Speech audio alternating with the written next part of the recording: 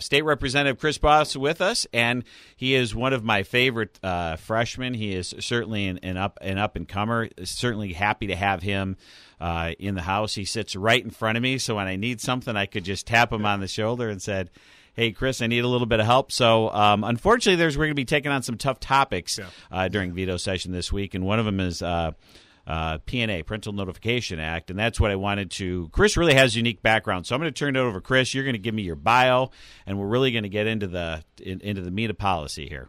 Yeah, thanks, Mark. Thanks for having me out. Thanks, Scott. Excited to be here. Obviously, I've got a lot to live up to after last week, so we'll see what we can do with this. Hopefully up to the bar on that end. As far as for myself, I'm the state rep up north in Lake County, primarily Lake Zurich, Hawthorne Woods, going to Libertyville and a little bit of Barrington. My background, though, is a pretty unique one, I would have to say. Yes, I would say it's pretty unique. Especially for a legislator as well, too. I've started off in kids and family ministry, working in churches, helping to develop multi-site churches in that end. I've worked in international development, worked with an organization that operated the largest kids program throughout all of India, as well as had an adult literacy program. And one of the things that really attracted me to the adult literacy program was the guides of preventing human trafficking. When women especially don't know how to read or write, it's very easy for them to be susceptible to signing contracts, to being preyed upon because they don't have the knowledge base to be able to know what exactly is in front of them. And then when they go to a corrupt court system like is throughout all of India, they go, well, no, you signed on this contract. So they're swept into that cycle of devastation. That led me to come back. I didn't live in India, but worked there a lot, was traveling a lot. How much time did you spend in India? We did a few trips, like 14 days at a time out there.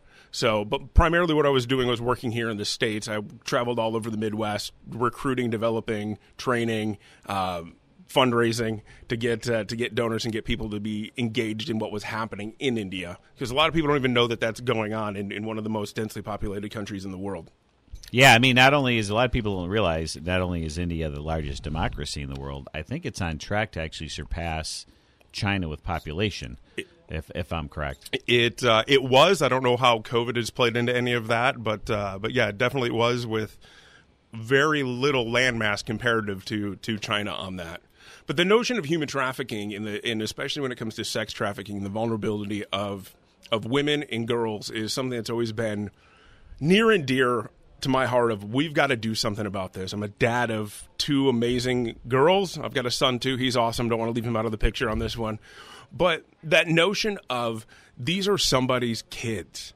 These are somebody's daughters. And if it were mine, what would I do about that? And it was honestly, so it was the movie Taken with Liam Neeson. Watching that movie, it just really hit me of like, I don't have a certain set of skills. I don't have this, particular background, but I can do something. And one of the things that I can do is raise awareness and let people know that this is a real epidemic that is happening, not just in India, but it's literally happening in our backyards. It's happening in every neighborhood and community around Chicagoland. The statistics go up and down. Sometimes Chicago is third, sometimes they're fifth. Depends on what area and what level of human trafficking you want to go at. But Chicago is definitely a hub of human trafficking in the U.S., just as it's a transportation hub, for so many other things. So if you're trafficking in goods, it's just as easy to traffic in people and be able to shift people from one place to another. Now, to be clear on this, because we talked a lot about Chicago the last show and how it affects suburb. I assume but when you say Chicago, you really mean Chicago land. So if you could, yeah, absolutely, yeah. The entire Chicago land. When you're up by me and we're really close to 94 to be able to jump up and go into Milwaukee, or to get on 90 go out to Rockford to go into Wisconsin. The hub of the suburbs to be able to move goods and services also leads it to be able to move people and to be able to take girls from one area and shift them to another area depending on where need or population is, or if there's an event, or sporting events. Large sporting events and gatherings tend to be the place where majority peak in trafficking, which is absolutely disgusting. Sporting events, really. Yeah, Super Bowl is the number one place for traffickers, for sexual trafficking in the U.S. When the Super Bowl happens, within I forget however many mile radius around it, you've got girls and boys being brought in for sexual exploitation all over. A good friend of mine goes down there and runs different ministries and groups trying to reach out to these boys and girls and pimps and traffickers during that time too, to let them know, like, this isn't okay. This is not okay. And for those consumers of that to go, this is not okay. This is not a usable good. This is a person. This is a person who is somebody's son, somebody's daughter. They have a life. They have feelings. They have all of that goes into it. They are a real, tangible person, not something for you to utilize, to exploit, to abuse, to dump, and move on. So something that was interesting to me that I didn't understand, I thought it was often going to be runaway situations or kidnap situations, but my understanding is that there's actually a lot of times where kids are being trafficked and they're living at home and the parents don't know what's going on. Yeah. Can you talk, because that's probably more what happens in the suburban Chicagoland area, and that was a shock to me to learn. Can you explain to me? I mean, thank you for being a part of fighting this, but can you talk about signs for people to look at, and how this actually occurs, that it's not necessarily the runaway, but that it's kind of on the slide? How does that go down? Yeah, so it's both ends. So your TV show, your movie of the white van with no windows sitting next to you in the parking lot and grabbing you on your way out tends to not really happen. Majority of the trafficking cases and instances happen through manipulation. Whether that's from a runaway situation or right there in their homes. So I've worked with an organization here in Chicagoland. They operate currently the only safe house. Say that again, the only safe house for minors rescued from sex trafficking. That's 18 years and under. We've had girls as young as 10 years old in that house who have been trafficked, been sexually exploited, and abused. Sometimes it is a runaway situation, but a lot of the times they're literally at home at night. They're sneaking out of their bedroom windows. They're, saying they're going to a friend's house, but they're not going to a friend's house. A lot of it starts via social media, being open and susceptible to desiring praise, desiring, whatever it may be. That's one side. The other side is you've got people on social media pretending to be something they're not, pretending to be a boy or a girl that is their age, pretending to be somebody that's interested in them, pretending to say, oh, hey, yeah, I love you, whatever it may be. And then they start that relationship and they sneak out. They meet them up. It's not the person they're supposed to be, but they've already got them hooked in, whether they've sent pictures, whether they've done some emotional connection, whatever it may be. And it turns to the one side is the exploitation of it, of I've got these pictures of you because you gave them to me thinking I was somebody I wasn't. And now, if you don't do what I want you to do, we're going to share these pictures with your parents, with your school. We're going to tag you to post, on Instagram or TikTok or whatever it is. So your whole world's going to see you in this situation. Or the other side of it is, well, if you love me, you'll do this for me.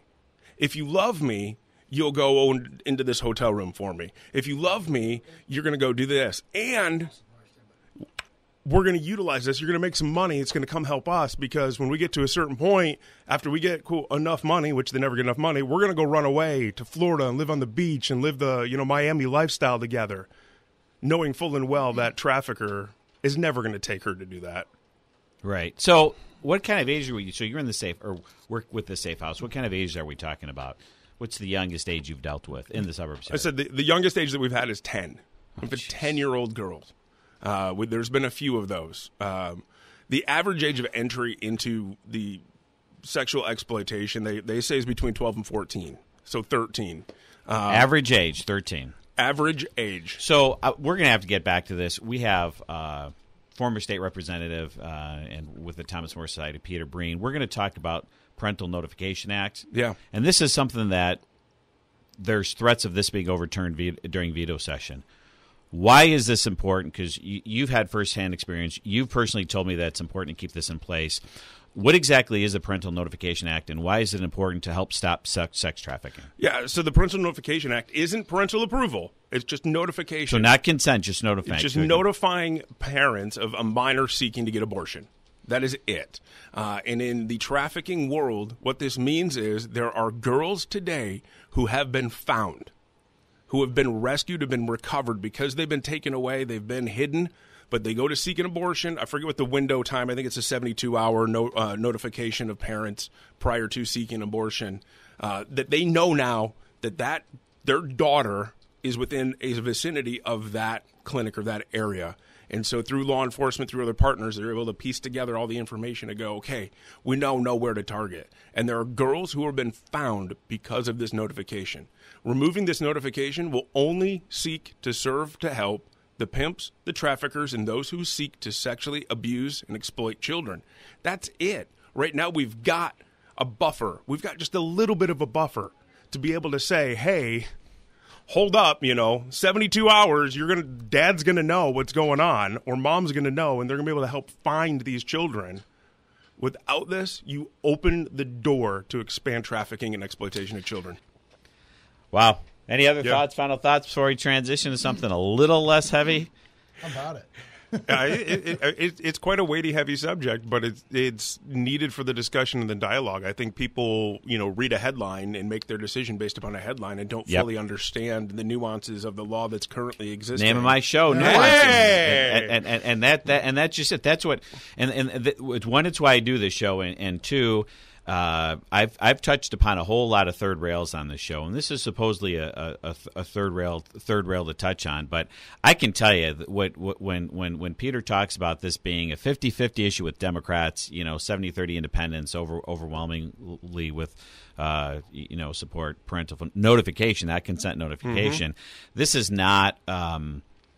This isn't a topic that anybody should really shy away on, because it is something that the public supports. And I always say that good policy is good politics, and I think the parental notice is minimally good policy, and it's something that absolutely needs to be talked about. And your story and what you've done in your work has been awesome. Any final thoughts before we move on a little bit? No, absolutely. I agree with that 100%. And, to go with the notion, Peter brought it up. He's got 2 adopted children. I have an adopted child. There's plenty of people out there that would love to take in these kids and would give them a fantastic home.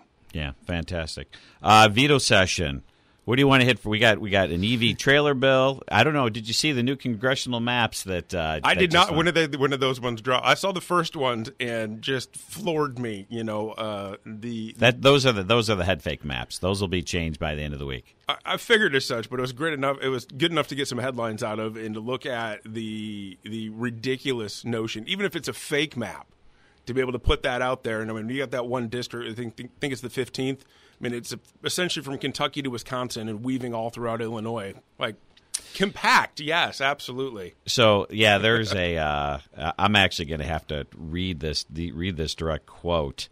There was a new map that was drawn that has a district that's like the shape of a C throughout the whole.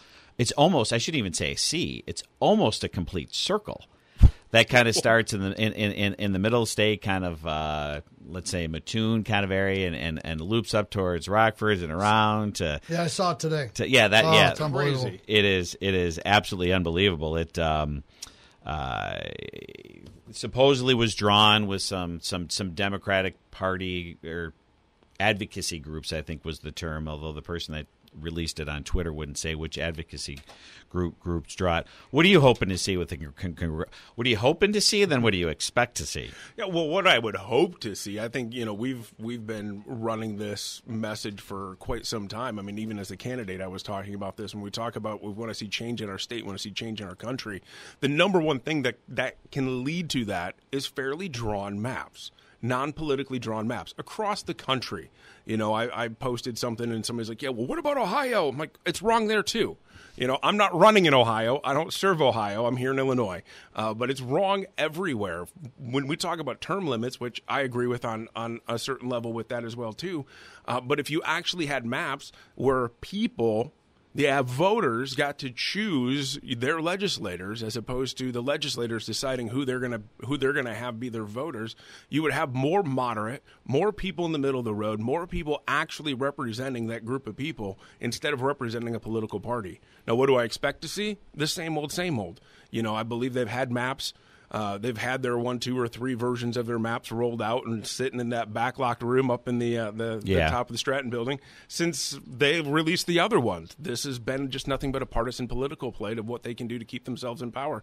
They know they're actually in jeopardy in some of these races right now. And there's an actual chance to turn the tide, to bring people back to the middle, and they don't want that. They want to continue their own political partisan advantages. Yeah, it's interesting. Actually, Scott had asked me what I would do if I was in charge of drawing maps, and it kind of brought me to a new principle that I kind of thought of. I think we should put laws in place. When you're the majority party, you should put laws in place knowing that eventually you're going to be the minority party. Right?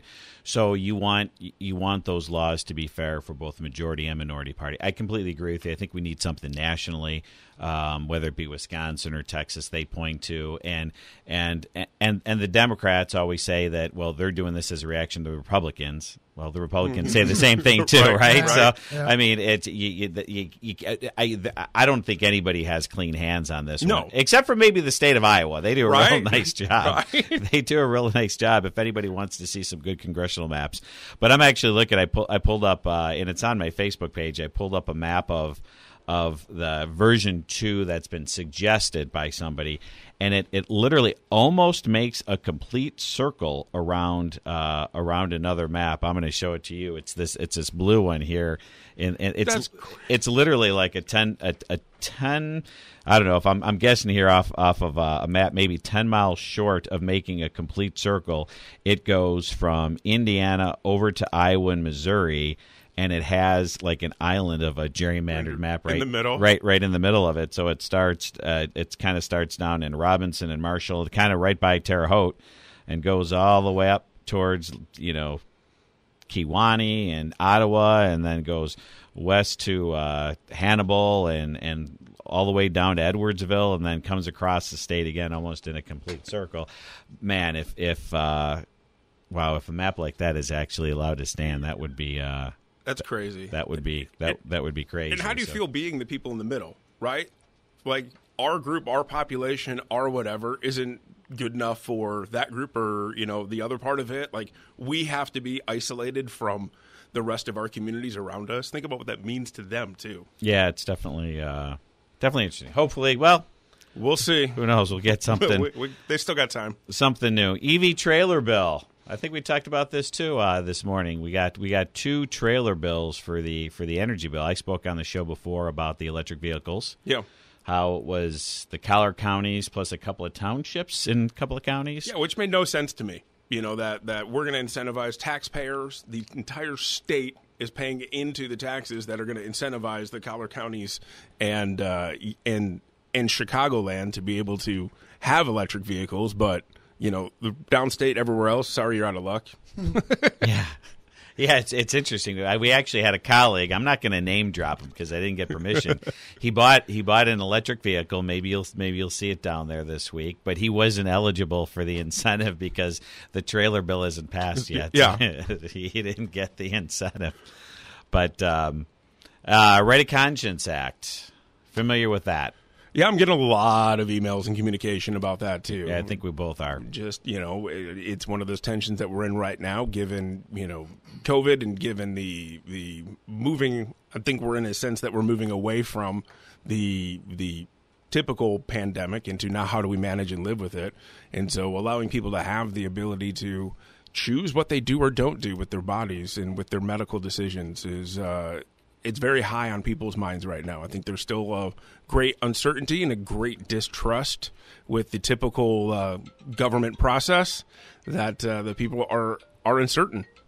So that obviously has to deal with COVID, and usually we start off the show kind of talking quite a bit about what's going on with COVID and everything else.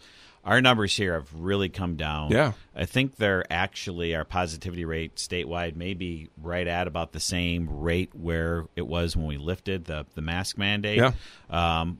In our area, they've come down quite a bit. Hospitalizations across the board. He's right around 3.5 right now, I think. 3.5. A little over 3, yeah. Okay. Where are we up by your part of Chicagoland? We're in the same boat. Things are going down. Numbers are going down. I was talking with a couple different school districts. They said throughout all of COVID, the entirety of COVID, there was not a single transmission that happened inside of a school. Not a single kid to kid, not a single student to student, not a single student to kid. In one of my school districts, the only thing that they could link in a transmission was on a bus. But it happened to be a couple of kids that also hung out a bunch outside of there too. So the transmission rates are dropping like crazy. I think people are they're still hesitant as we're going into this late fall winter session of what it's going to be. But it's interesting because there have been a bunch of hurdles, and going back to school was a big hurdle. And I think in Will County, and it sounds like in your area, they continue to drop. And a lot of the research showed, and we've talked about it a ton during the show, about what a travesty it's been keeping kids out of school. Yeah. Paul really got into that last week. Yep. Kids that aren't in school and the increase in violence, and what would they be doing if school was open. And that was a huge hurdle that we were able to start school and not only did the rate not go up, it seemed to drop, and and I have a couple of the biggest school districts are in my area, which offers bigger challenges than some of the small ones. Some of the small ones can navigate. I'm going to jump down to something we're going to talk a little bit later about. Have you had issues? We've had a lot of issues here, though, with kids getting back into school and getting to a normal social, emotional routine after, a year of TikTok. Yeah. What kind of issues are you seeing up by you? I think you're seeing the same thing, across the board. You have students who, have been out for so long. I was talking with the second grade teacher, and it's like, we have to teach these kids how to use scissors. Something you learn in preschool and kindergarten, that they didn't have that because, they're not home. We have to teach them how to hold the pencil right again. But if you take a step back and look at even over this last summer, right, our numbers were low. Everyone was outside, gathered in events. Kids are playing on sports teams. They're not wearing masks because you didn't need to outside. And even pre the indoor mandate for masks again, right, they could walk around a store. They could go to the Bears game or Cubs game. No mask needed at all. We go to Sox games here. But. Oh, I'm sorry. We're from up north, but you could go to any game. Doesn't matter, right? They're even playing on their own travel sports teams, going all over the place. But then they go back to school, and now back in school is the only place at that time when they went back to school where there were any mitigations in their life. It was the only place they had to wear a mask. It was the only place they had to fully socially distance. And so, what are we teaching these kids emotionally? Subconsciously, is school's a dangerous place. School is not safe. And that's interesting. I've heard a lot of angles. That's a new angle that I haven't heard before. But yeah, go on. Yeah, so they're walking into the school already in fear because they have to do something different there than they do anywhere else. So now with the new indoor mask mandates, that helps curb that a little bit. But school should be the safe place. School should be their happy place. School should be a place where they can connect with their friends, they can learn, they can engage, and they can grow. And so how do we help those barriers get torn down? How do we help move these districts and schools forward into a sense of normalcy again? Yeah. Can I jump in real quick? Yeah. What about violence? We've had a really rough fall, specifically at our two Joliet schools. What about up your way? Fights, everything. Not that I know of. I have not heard much violence. There's been, a few empty threats. We had a horrible lockdown situation that happened a few weeks ago. Mm-hmm. But it was the rumor mill inside the school that led to more panic and fear than that. But we're not seeing much. That's good. Yeah. I'm hearing about it in a bunch of other areas, though, too. Again, you've got pent-up anxieties, you got pent-up frustrations, and when these kids don't know how to verbalize what is going on internally, the fight or flight leads people to fight. Well, what we've had in the Plainfield school districts is a whole bunch of vandalism. Yes, we've had a lot of vandalism. So, and I know some of it's been TikTok challenge. Yeah, the TikTok challenge, but this is one I just have to bring up dumb laws.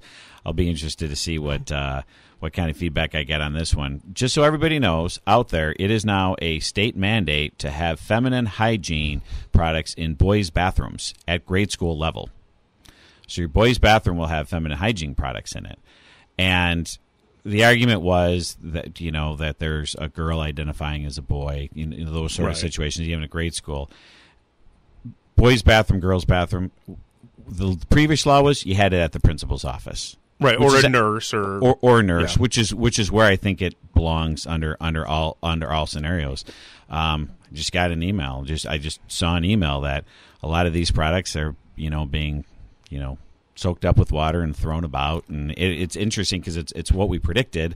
When I'm totally shocked that immature boys would sit around and play. Yeah, that a fifth grade boy. So that's state law, even grade school kids? Yeah. So I believe it's any school above that has fourth grade or higher. So you have it's fourth or fifth grade. So you have a lot of schools that are obviously K-5 is pretty typical, right? And sometimes it's K-6. So so in the boys' bathroom you have feminine hygiene products for it's the bathroom that a third grader would use, or a second grader or first grade boy would have feminine hygiene products. And we talk about mandates and costs and some of this. The frustrating part about that is there's an easy solution. Right. It could just be at the nurse's office or the principal's office. Like, is that really what agenda are you pushing when you're doing something like that? What's the goal? And it has been a trigger at least in some of the schools in my area for some vandalism, some waste, and whatnot. So, the vandalism and waste that's going to go along with that, and then that's pushed onto the schools that are going to have to pay more, and then it goes to the taxpayer, and it just keeps rolling on and on and on. And I don't know about your school districts. Most of ours, and our kids love their school nurse. So it's not an embarrassing or an intimidating thing to be able to go to the nurse and say, hey, this is what's going on. And sometimes that also leads to conversations around what's going on in that child's life that they weren't prepared for, whatever it may be. And now that nurse can offer assistance to be able to help connect them to whatever services they need or protect that child if there's something else going on. Well, it's interesting at my wife's school. For a lot of the kids, school is 100% their safe zone. Yeah. And maybe they don't have, even with the topics we were talking about earlier, maybe they don't have somebody that they can talk to at home and leading to a conversation with the school nurse or whatever it might be. That's pretty darn important. The big issue that I've had, and I haven't had, maybe I get this more because my wife's an SRT. I talk about her a lot. I think she's awesome. I think she's underpaid. I think she works really hard because I see it all the time. But an SRT is a student resource teacher, so she runs the special ed. We love those teachers, and she has to hop in all the different grades and classes and whatever. And man, the kindergartners and first graders are having a real hard time. They're really far behind because you're talking a third of their life is COVID, so many impressionable years, and they're just coming in. So a lot of them skip the daycare that they would usually get, or they weren't getting the regular interaction or whatever they would be. I'm trying to get her on the show so desperately, but it's so hard for her to take time off, and I don't think Scott wants to do a 9 p.m. session, which is about when we're done with work and getting the kids around and all that stuff. Although you do sleep and live here, Scott, right? I don't. I know it seems like it, but I don't. No. We got just about 7 minutes left. I actually want to push a little bit of a fun topic that I'll be interested. I'm going to give you my vantage point on this. I'm going to be interested to see what you think. All right. As I was getting the kids off to school this morning, the kids get up 6 o'clock, 6:30 in the morning. It's dark. Mm-hmm. How much have y'all heard about the push to not change the time? Oh, every year. Every year, as soon as we talk about time change, everyone's talking about we shouldn't do this. We can't do this anymore. This is awful. We don't live in the farm anymore, or whatever reasonings they had for implementing it in the first place. So I'll put my cards out on the table here first. I'll be interested. Changing the time is like hard on your brain a little bit, right? Right. I'm with you. But it's interesting. It's one of those things that's really emblematic about politics and governance. It's really popular to say that you don't want to change the clock until you have to explain exactly what it would mean right, if you didn't change the clock. So as far as I can tell, there's 3 camps. There's the camp that we should just leave it how it is. Then there's the camp that wants daylight savings time forever. Yep. And then there's a camp that wants standard time forever. So this obviously isn't going to end anybody's political career. So, and it's certainly not going to end your political career, Scott. But I'm curious to see where you guys fall on this particular issue. Personally, I would love daylight savings time forever. I like the the extended there, but the reality of it is we just need to leave it as is. In the impact that would have in so many schools, businesses, broadcast, communications, across the board, it'd be a huge challenge to overtake that. Mark, I got to tell you, I've never given it a thought. Oh, good for you. I have no opinion. I'm a good American citizen. I just do what my politicians tell me to do. I walk in line. Yeah. All right, what do you think? We can't change it because, well, we can, but here's why we shouldn't change it. So you have the group that's pushing for standard time. Well, if you stay on standard time, then in the summer, the sun's going to come up at about 4:15 in the morning. Right. And it's going to be dark like at 7:30 at night. And I don't want it to be sunny at 4:15. And I don't want it to be dark at 7:15. Right. Exactly. So, and then if you do the opposite, it's going to be dark if you stay on daylight savings time. It's going to be dark until like 8:15, 8:30 during the winter, right? So in December and January, you're going to have kids walking to school in the dark when it's really cold. Right. And obviously there's there's only about 9, I just checked it this morning or last night, there's like 9 hours and 15 minutes when it really gets squeezed down. You're trying to maximize that. So the reason we have the clock change things is because it just doesn't work. If we were to, there's a problem with the other two solutions, right? And it's interesting. I had put something up about this when this came up a year or two ago, and somebody posted about, we should do the socialistic thing. Like, summer shouldn't have all the fun, but what we really should do is tax some of the summer's sunlight and subsidize winter sublight. And then if you did all that, it would work out. But that whole story, including the tax and subsidy thing, is actually pretty emblematic about how governing is different than actually politicking, because you would not believe the press that these guys get every year when they talk about how they're going to end time it's change. crazy. Actually, it's twice a year, right? What am I talking about? Yep. It's twice a year, and they got all the prep and they get all the support and they got all the love, but then everybody starts arguing whether we're going to be on daylight savings or standard time. So we've only got a couple minutes left, Chris. What are you working on? What are you going to be working on this upcoming spring? Anything else you want to chat about? There's a lot of stuff to work on. I think we as the Republican Party are constantly working on, what do we do with taxes to lower those? What do we do with pension reform? What do we do with, keeping people safe? And so I'm on board with all of those. But another thing that's near and dear to my heart that I'm trying to work on and help out is some of the reforms needed and necessary in DCFS. When we talk about kids in care, we talk about our kids. These are responsibility of the state. It's a disaster. It's been a disaster. We need to own the disaster, get the data put together, and start moving forward and doing something about it. Yeah, I tell you, have you ever been to the building down in Springfield? Yeah. It is. If you ever, like what I thought of as like 1970s, 80s really? Communist Russia, it was a dark, dreary building. Like the DMVs, kind of, most of them anyway.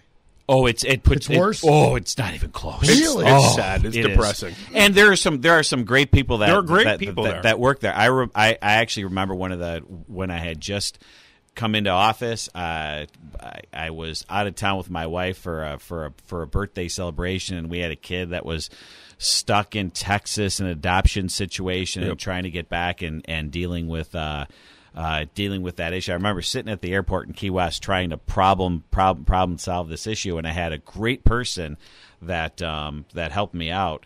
And I said, you know what, I'm gonna bring this person some flowers. So I went to her office in Springfield and brought her some flowers, and it was, the mental image will be seared into my brain forever, because I'm not even sure they have windows at that building. Not enough of them, at least. Yeah. Anything else you're working on? You see, how do you? I mean, they're talking about a short session. You think we're going to get the short session? I think they'll talk about it. I don't think it'll be a reality. Given my my expertise here of one session, watching how things happen and operate and roll, I think we'll shoot for a short session the next time, but we'll still have to go back down and wrap some other things up. So you're showing your freshness here, because I think there's going to be a short session. You know why? Because the primary got moved to June 28th, and in Springfield, it feels like elections matter than policy, so that's what the focus is going to be. So there's a little bit of a rumor that we're going to be out mid-April next time. So, all right, my friend, we're done. We're out of time. Chris, well done. Thank you. You followed up Vallis with another home run. Well done. That was good. Tough stuff to talk about today, but things we do need to discuss for sure. Need to discuss it. Need to be serious. Policy Nuance with State Representative Mark Batinick of the 97th District. His office number 815-254-0000. Questions about today's show can be directed towards IllinoisQuestions@gmail.com.